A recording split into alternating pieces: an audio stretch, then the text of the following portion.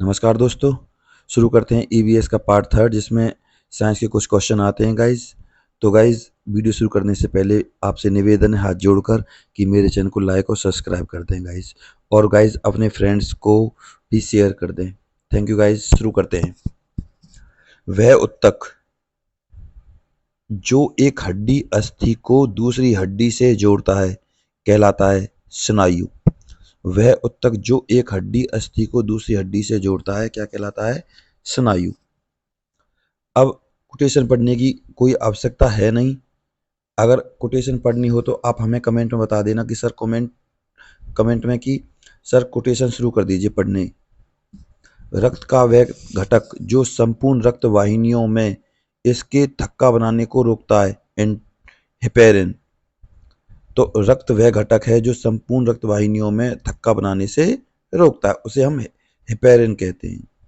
इसके बाद का नेक्स्ट क्वेश्चन है आपका, लेगरहैंस की द्वीपिकाएं किस में पाई जाती हैं?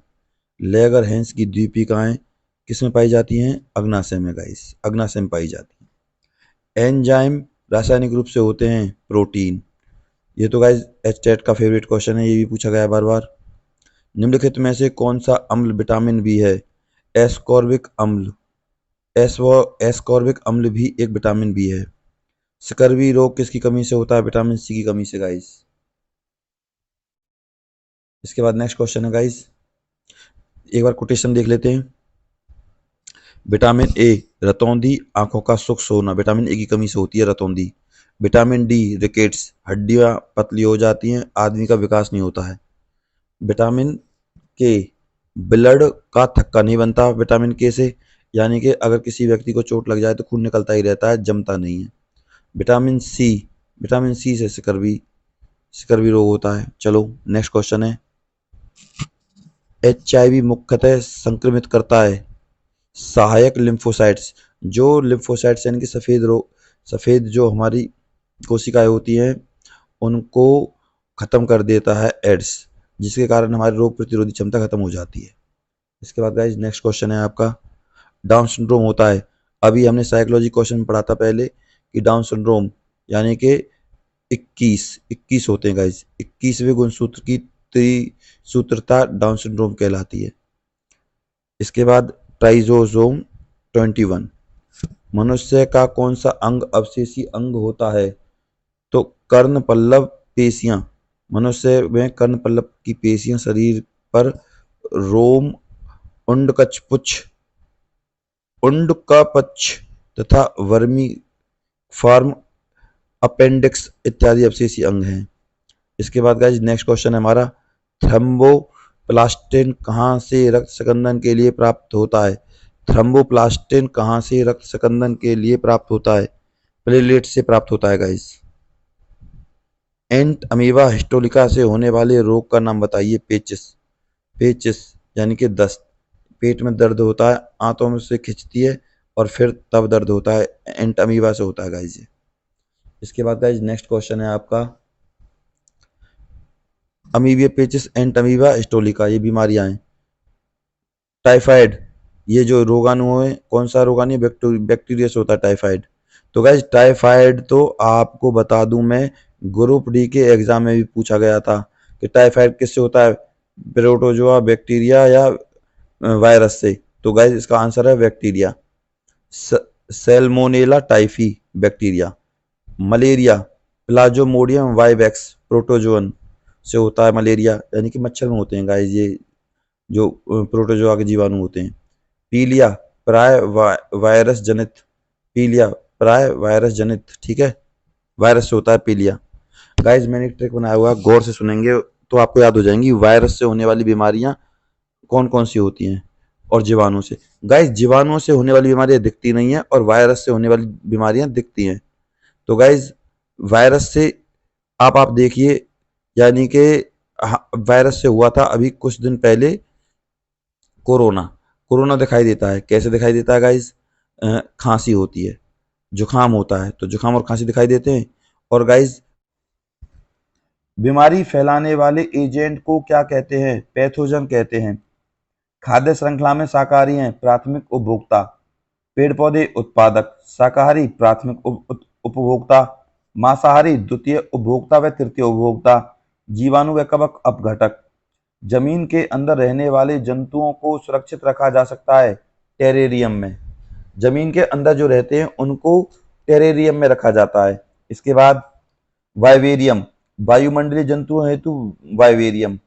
एक्वेरियम, जलीय जंतुओं हेतु एक्वेरियम। चिड़ियाघर, स्थलीय जंतुओं हेतु चिड़ियाघर होता है। जो व्यक्ति एस्कॉर्बिक अम्ल वाला अधिक आहार लेते हैं उन्हें कौन सा रोग नहीं होता? उन्हें गाइस स्कर्वी रोग नहीं होता, ये हमने पहले ही पढ़ा था। इसके बाद नेक्स्ट क्वेश्चन है गाइस, निम्नलिखित में से कौन सा प्रोटीन नहीं है? हेपेरिन प्रोटीन नहीं है। बांझपन रोधी विटामिन है, विटामिन ई। बांझपन रोधी विटामिन है। जिन औरतों को बच्चे पैदा नहीं होते तो उन्हें विटामिन ई से रिलेटेड दवाइयां दी जाती हैं, विटामिन ई। इसके बाद गाइस नेक्स्ट क्वेश्चन है हमारा, एक व्यक्ति के लाल रुधिराणुओं में ए और बी एंटीजन हैं तो इनके सीरम में कौन सी एंटीबॉडीज होगी? एक व्यक्ति के लाल रुधिराणुओं में ए और बी एंटीजन है तो इनके सीरम में कौन सी एंटीबॉडी होगी? तो इनके बॉडी में कोई भी एंटीबॉडी नहीं होगी। ठीक है गाइज, ए में ए एंटीजन, बी में बी एंटीजन, बी में बी और ए। लेकिन गाइज ध्यान रखें, ए और बी वाले एंटीजन में कोई भी एंटीबॉडी नहीं होती। जल जनित रोग क्या है? हेपेटाइटिस। गाइज ये ग्रुप डी के पेपर में पूछा गया था कि जल जनित रोग कौन सा है? हेपेटाइटिस। कालरा रोग होता है बैक्टीरिया द्वारा। गाइज आराम से पूछ लेगा आपसे, कालरा रोग का वाहक कौन है? बैक्टीरिया, जीवाणु। कालरा रोग विब्रियो कोलेरी नामक जीवाणु से होता है। कालरा रोग विब्रियो कोलेरी। गाइज ये तो ट्रिक से भी याद हो जाएगा, वे पे बैक्टीरिया, वे पे विब्रियो कोलेरी। तो गाइज महत्वपूर्ण तथ्यों को याद कर लेते हैं एक बार, ये हमारे एग्जाम के लिए ज्यादा इंपॉर्टेंट है। मलेरिया रोग मादा एनाफिलिस मच्छर द्वारा फैलती है। जापानी मस्तिष्क ज्वर बीमारी सबसे पहले 1924 में जापान में पहचानी गई थी। 1924 याद रखना है गाइस, जापानी तो हमें इसमें ऑलरेडी लिखा हुआ है। जो क्यूलेक्स मादा मच्छरों द्वारा फैलता है। जापानी बुखार क्यूलेक्स मादा मच्छर द्वारा फैलता है। इसके बाद guys next question, next line हमारी, फाइलेरिया को फील पांव के नाम से भी जाना जाता है। यह एक नीमेटोड कृमि बाउचेरिया वेन क्राफ्टी के संक्रमण से होता है। दही बनाने में लैक्टोबैसिलस नामक जीवाणु सहायक होते हैं। पनीर, सिरका, डबल रोटी, शराब, इडली, डोसा, ब्रेड, खमीर आदि के बनाने में ईस्ट नामक फफूंद का प्रयोग किया जाता है। कुछ प्रतिजैविक औषधियां पेनिसिलिन फफूंद से, स्ट्रेप्टोमाइसिन जीवाणु से तथा क्लोरोलिन नामक दवा शैवाल से बनाई जाती है। स्पेक्ट्रोमाइसिन जीवाणु से बनाई जाती है और क्लोरोलिन नामक दवाई शैवाल से बनाई जाती है। गाइस शैवाल में प्रोटीन की मात्रा बहुत ज्यादा होती है। शैवाल एक प्रकार की समुद्र में या किसी पोखर तालाब में जो अंदर काई होती है उसे हम शैवाल कहते हैं गाइस। ठीक है गाइस, यानी कि 300 mg शैवालों से मिलने वाली प्रोटीन से 100 सेब खाने के लगभग खाने के दौरान, मतलब जितना हम 100 सेब खाएंगे उतना हम 300 mg अगर शैवाल वगैरह खाएंगे या शैवाल से बनी प्रोटीन खाएंगे तो 100 सेबों की बराबरी कर लेगी गाइस वो। इसके बाद देखते हैं, इतनी पावरफुल प्रोटीन होती है। राइजोबियम नामक जीवाणु लेग्यूमिनेसी पौधों की जड़ों की गांठों में पाई जाती है। ये जीवाणु वायु में नाइट्रोजन को अवशोषित करके नाइट्रोजन यौगिक को नाइट्रेट और नाइट्राइट में परिवर्तित कर मिट्टी में नाइट्रोजन का स्थिरीकरण कर देते हैं। इससे मृदा की उर्वरता बढ़ती है। ईस्ट ईस्ट में प्रोटीन की अच्छी मात्रा पाई जाती है, अतः इसका प्रयोग खाद्य पदार्थों के रूप में किया जाता है। एगरिकस, मशरूम, मशरूम में भी प्रोटीन बहुत ज्यादा होती है गाइस। मशरूम तथा मार्सेला गुच्छी नामक कवक सब्जी के रूप में प्रयोग किए जाते हैं। मार्सेला और मशरूम। कुछ समुद्री शैवाल भी भोजन के रूप में प्रयुक्त होते हैं। तो गाइज ये तो रहा यहां तक। इसके बाद देखते हैं अब गाइज जो क्वेश्चन बनते हैं पेपर में उनको एक बार याद कर लेते हैं गाइज। हैजा जीवाणु से होता है। अब हैजा फैलता किससे? खराब पानी, भोजन से। टाइफाइड जीवाणु। दूषित जल। अब हैजा और टाइफाइड किससे होते हैं? दूषित जल। टाइफाइड यानी कि बहुत ज्यादा बुखार। इसके बाद गाइज क्षय रोग, तपेदिक जीवाणु, वायु। क्षय रोग को कहते हैं गाइज टीबी। सर्दी जुकाम, विषाणु, वायु। जापानी मस्तिष्क ज्वर, विषाणु। मच्छर, मच्छर से होता है क्यूलेक्स मच्छर, जापानी, अभी हमने पढ़ा था गाइज। एक्यूट इन्फ्लेटाइटिस, विषाणु और जीवाणु दोनों से होती है ये। मच्छर देखो गाइज, मच्छर से फैलती है, पानी, हवा और खाना पानी जैसी समुद्री सामग्री से। और ये तो सिंड्रोम है कवक से। पान, पान की सामग्री द्वारा। पान, पानी की सामग्री होना चाहिए गाइज, पान नहीं, पानी। ठीक है गाइज। अब मैंने आपको एक ट्रिक बताई थी कि जो चीज दिखाई देती है वो विषाणु के द्वारा होगी, जो नहीं दिखाई देती वो जीवाणु के द्वारा होती है। अब देखिए गाइज, सर्दी जुकाम दिखाई देता है, हाँ, जुकाम नाक बहती है, विषाणु। जापानी मस्तिष्क ज्वर, विषाणु से। आप सोच रहे होंगे कैसे? जब दिमाग पर जापानी मस्तिष्क बुखार आ जाता है तो आदमी पागलों जैसी हरकत करने लग जाता है।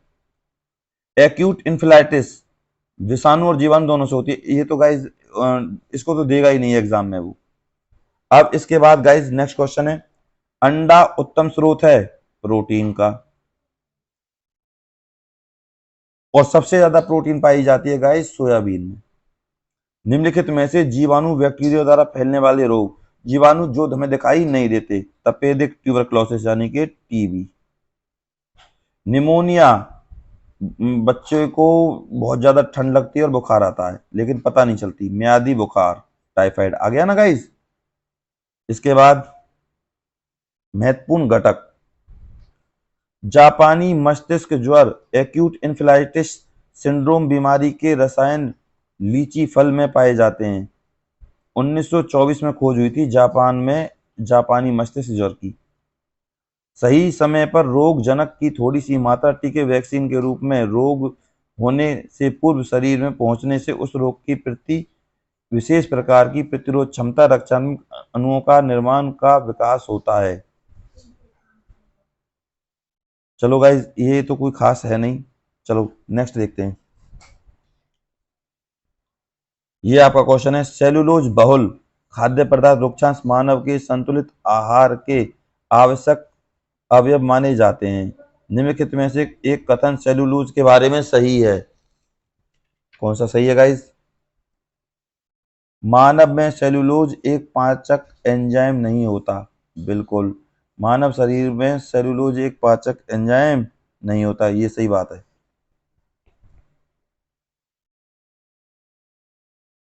सेब, अनाशपाती में गाइस सेलुलोज होता है। जैसे ही सेलुलोज उड़ जाता है तो इनका रंग बदल जाता है। ग्रुप डी हरियाणा के पेपर में ये क्वेश्चन पूछा गया था। कब? मॉर्निंग के में, 22 तारीख के मॉर्निंग के में गाइस। सिर और ऊपरी जबड़े के बीच का जोड़ एक उदाहरण है वृद्ध संधि, फिक्स्ड जॉइंट का। सिर और ऊपरी जबड़े के बीच का जोड़ एक उदाहरण है वृद्ध संधि, फिक्स्ड जॉइंट का। अब देखते हैं गाइज, ये याद करने की चीजें गाइज, और ईवीएस में तो खासकर पूछी जाती हैं। हिंज संधि की अस्थियां केवल एक दिशा में ही मोड़ी जा सकती हैं, जैसे कौनी, घुटना एक ही साइड में मुड़ते हैं गाइस। हिंज संधि एक साइड में मुड़ने वाली हड्डियां। कंदुक खल्लिका संधि में ह्यूमरस एवं फीमर अस्थियां किसी भी दिशा में घुमाई जा सकती हैं। खुंटी संधि द्वितीयक कशेरुक के ओडेंटाइड प्रवर्ध तथा करोटी के मध्य पाई जाती हैं। चलो गाइज, लाल रस लार का कार्य है मंड स्टार्च को शर्करा में परिवर्तित करना। गाइज इंपोर्टेंट क्वेश्चन है। लाला रस, ये गलत लिख रहा है गाइज, लाल रस लार का कार्य है मंड स्टार्च को शर्करा में परिवर्तित करना। गाइज क्वेश्चन बार बार पूछा गया है। ये तो हमारे मुख में विभिन्न प्रकार के दांतों का आगे से पीछे की ओर क्रम बताइए।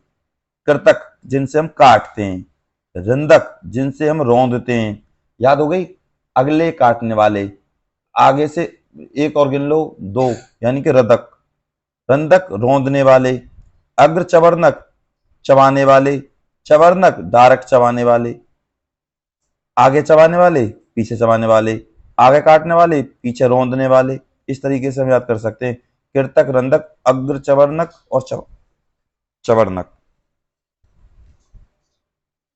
चलो गाइस, नेक्स्ट क्वेश्चन है हमारा ये, निम्नलिखित में से किसमें मानव उत्सर्जन तंत्र में मूत्र के मार्ग में सही क्रम दर्शाया गया है। बहुत इंपोर्टेंट क्वेश्चन है गाइस। उत्सर्जन तंत्र में मूत्र के मार्ग का सही क्रम, सबसे पहले टॉयलेट होता है वृक्क में, वृक्क के बाद मूत्र वाहिनी में, फिर मूत्राशय में जाता है, फिर मूत्र मार्ग के द्वारा बाहर निकल जाता है। वृक्क, मूत्र वाहिनी, मूत्राशय और उसके बाद मूत्र मार्ग। इसके बाद गाइस नेक्स्ट है हमारा, पोलियो का कारण है विषाणु। गाइस ट्रिक याद है आपको, जो चीज दिखाई देती है विषाणु के द्वारा, पोलियो यानी कि लंगड़ा लूला आदमी दिखाई देता है, बिल्कुल क्लियर। नेक्स्ट क्वेश्चन गाइस,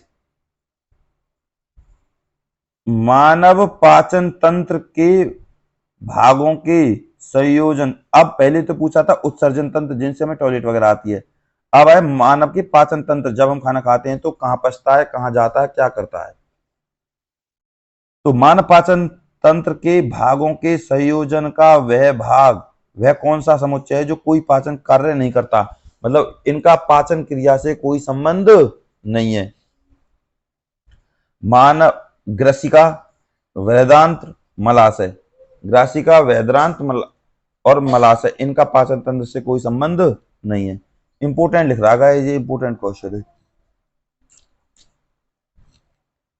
जिस तालाब से जल में टेडपोल वृद्धि कर रहे हैं, जिस तालाब से जल में टेडपोल वृद्धि कर रहे हैं, उस जल में निम्नलिखित में से किस तत्व की पर्याप्त मात्रा उपलब्ध होती है। आयोडीन।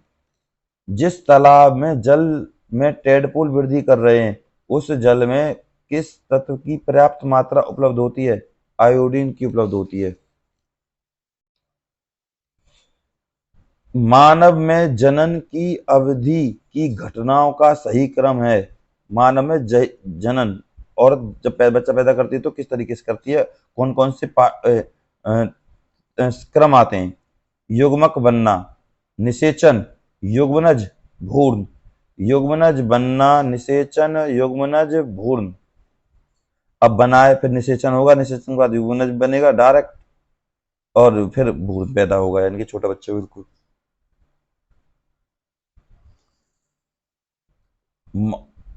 मानव शरीर में क्षुद्रांत और बृहदांत्र की लंबाइयों का अनुपात, कितना इंपोर्टेंट क्वेश्चन है गाइस। मानव शरीर में क्षुद्रांत और बृहदांत्र की लंबाइयों का अनुपात 5:1, 5:1, क्षुद्रांत 5 और बृहदांत 1। इसके बाद गाइस नेक्स्ट है हमारा क्वेश्चन ये, मानव शरीर का सामान्य तापमान सेल्सियस में 37 डिग्री सेल्सियस और 98.6 फ़ारेनहाइट।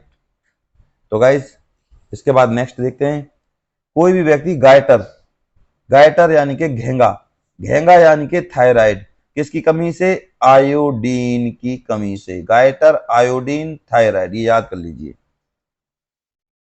दो जीव अच्छे मित्र हैं और साथ साथ रहते हैं, इनमें से एक आवास जल तथा पोषक तत्व प्रदान करता है, और दूसरा भोजन बनाता है एवं प्रदान करता है। जीवों की इस प्रकार के संबंध को क्या कहते हैं? हम सहजीवन कहते हैं। ऐसे जीवन को गाइस सहजीवन कहते हैं। दो जीव अच्छे मित्र एक साथ रहते हैं, इनमें से एक आवास, जल और भोजन का तत्व प्रदान करता है और दूसरा भोजन बनाता है, तो क्या कहते हैं इसे? सहजीवन। आहार नाल पाचन नली में निगला गया भोजन नीचे की ओर गति करता है, क्योंकि ग्रास नली की भित्ति की पेशियां संकुचन करती हैं। ग्रास नली की पेशियों की भित्तियां संकुचन करती हैं। तो गाइस 36वां क्वेश्चन कंप्लीट। हम करेंगे 40 क्वेश्चन गाइस। ठीक है गाइस।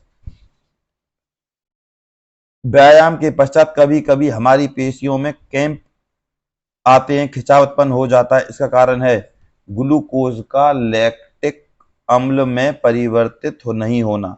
ग्लूकोज का लैक्टिक अम्ल में परिवर्तित नहीं होना, जिसके कारण हमारे पैरों में दर्द होता है या मोच आ जाती है। नेक्स्ट क्वेश्चन है गाइस, निम्नलिखित में से पाचन तंत्र के भागों के उस सही समुच्चय, ये तो हमने पढ़ दिया गाइस। आहारी रेशे रुक्षांश भी कहलाते हैं। आहारी रेशे रुक्षांश खीरा खाने पर, सलगम खाने पर, सेब और तुम्हारे अनाशपाती वगैरह खाने से हमें रुक्षांश प्राप्त होते हैं।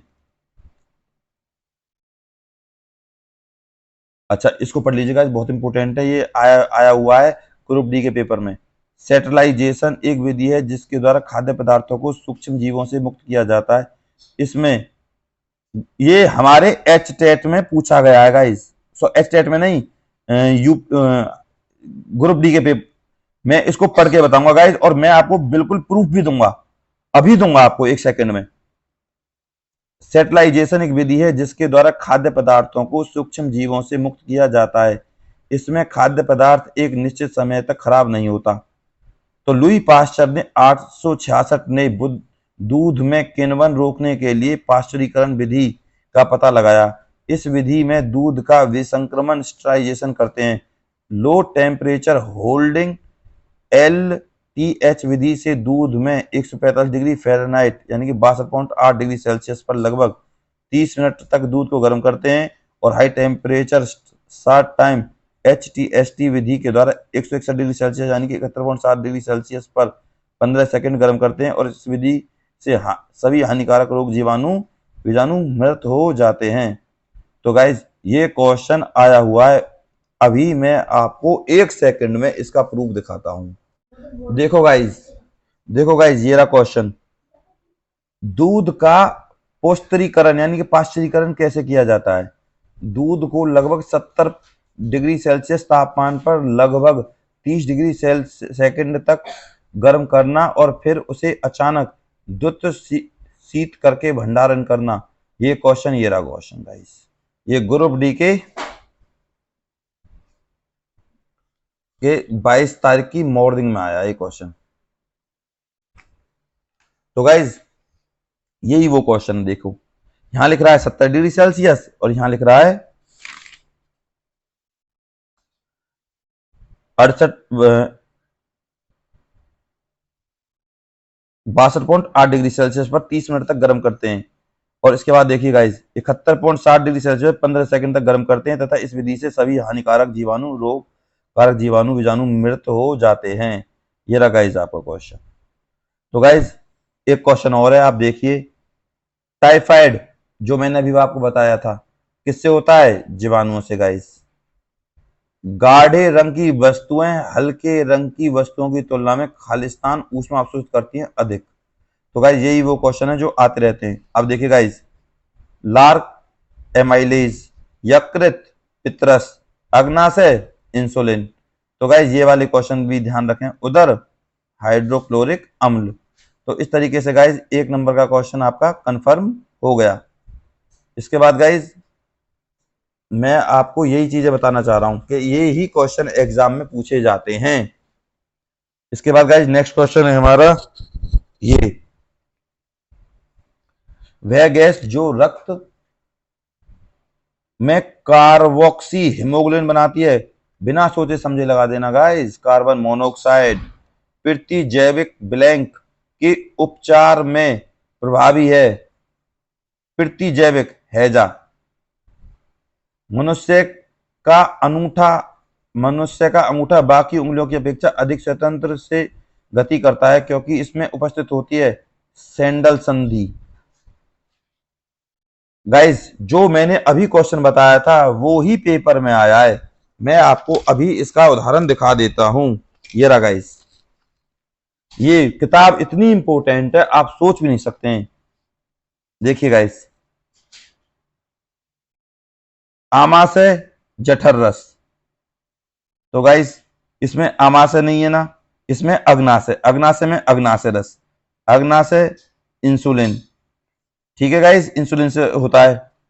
यकृत, पितरस, यकृत गाइस, पितरस। ठीक है गाइस, यकृत, पितरस। अब अग्नाशय, अग्नाशय रस यानी कि इंसुलिन। ठीक है गाइस। अब छोटी आंत, छोटी आंत, आंतरीय रस, आमाशय, जठर रस। तो गाइज इसमें 2 पॉइंट मिल रहे हैं तो उसी से क्वेश्चन सही हो जाएगा। तो गाइज ये बहुत ज्यादा इंपॉर्टेंट बुक है जिसमें से मैं आपको ईवीएस के क्वेश्चन करा रहा हूं। जल में घुलनशील विटामिन है, विटामिन बी और सी। शक्तिवर्धक भोजन है, प्रोटीन युक्त। निम्न में से कौन एक अचल संधि है? कपाल की अस्थियों के मध्य संधि एक अचल संधि है। कौन सी रक्त कणिकाएं रक्त स्कंदन में सहायक हैं? प्लेटलेट्स, बिंबाणु। रक्त स्कंदन यानी कि रक्त को जमाने में और रोगों से लड़ने में। ठीक है गाइज। इसके बाद गाइज 48 क्वेश्चन है, 48वां। सूची 1 को सूची 2 से मिलाइए। विटामिन बी1, तो गाइज शॉर्टकट देख लेते हैं। विटामिन बी1 को कहते हैं थायमिन, विटामिन बी2 को कहते हैं riboflavin. Vitamin B one thiamine, vitamin B two riboflavin, vitamin A retinol, vitamin C ascorbic acid, जिससे हमें स्कर्वी नामक रोग हो जाता है। विटामिन ए से होती है हमें रतौंधी। ठीक है गाइज। और ये तो लिख ही रहे हैं, खैर। गलत मिलान को पहचानिए। तो गलत निंद्रा रोग होता है ट्रेपनोसोमा से, बिल्कुल सही। अमीबा पेचिस एंट अमीबा से। मलेरिया प्लाज्मोडियम से। छोटी माता यानी कि छोटी माता जीवाणु नहीं गाए, छोटी माता छोटे छोटे धब्बे दिखाई देते हैं बॉडी के अंदर विषाणु द्वारा। मैंने आपको ट्रिक दिया था कि जो बीमारी दिखाई देती है उसे हम विषाणुओं से संबंधित मानते हैं, जो नहीं दिखाई देती वो जीवाणुओं से। छोटी माता में छोटे छोटे मुंह पर दाग बन जाते हैं, बिंदियासी बन जाती हैं, वो छोटी माता होती है। इसके बाद गाइज इस पेज को तो हम खत्म ही कर लेते हैं, उसके बाद इस वीडियो को हम समाप्त करेंगे गाइज। इंसुलिन हार्मोन परिवर्तित करता है ग्लूकोज को ग्लाइकोजन में। इंसुलिन हार्मोन परिवर्तित करता है ग्लूकोज को ग्लाइकोजन में, और यह लैंगरहैंस की दीपिकाओं बीटा कोशिकाओं द्वारा स्रावित होता है। धातु परमाणु के में युक्त विटामिन है धातु, कोबाल्ट, विटामिन बी2, साइनोकोबालामिन कहते हैं। इसमें कोबाल्ट नामक धातु पाई जाती है। अर्धसूत्री विभाजन में किस प्रावस्था में जीन विनियमन होता है? स्थूल पट पैकेटिन अवस्था में। अर्धसूत्री विटामिन में किस प्रकार सॉरी गाइस, अर्धसूत्री विभाजन में किस प्रावस्था में जीन विनियमन होता है? स्थूल पट अवस्था में। निम्नलिखित में से किस कोशिकांग का अन्य नाम प्लेड कण भी है? राइबोसोम। गैस्ट्रिन करता है जठर स्रावन का प्रेरण। निम्न में से किस कोशिकांग को कोशिका का शक्तिगृह कहा जाता है? माइटोकॉन्ड्रिया को कोशिका का शक्तिगृह कहा जाता है। तो गाइज आज हम ईवीएस का ये पार्ट यहीं समाप्त करते हैं। गाइज आपसे हाथ जोड़कर निवेदन है कि हमारे वीडियो को लाइक और सब्सक्राइब जरूर करें और अपने फ्रेंड्स में शेयर भी करें। गाइज बहुत मेहनत लगती है एक वीडियो को बनाने में, और मैंने आपको जो इस बुक में क्वेश्चन है वो हमारे एग्जाम में भी आए हैं, मैंने इसका आपको साक्षात प्रूफ भी दिखा दिया है। तो गाइज आपसे फिर दोबारा से निवेदन है, हमारे वीडियो को लाइक जरूर करें और सब्सक्राइब भी करें गाइज।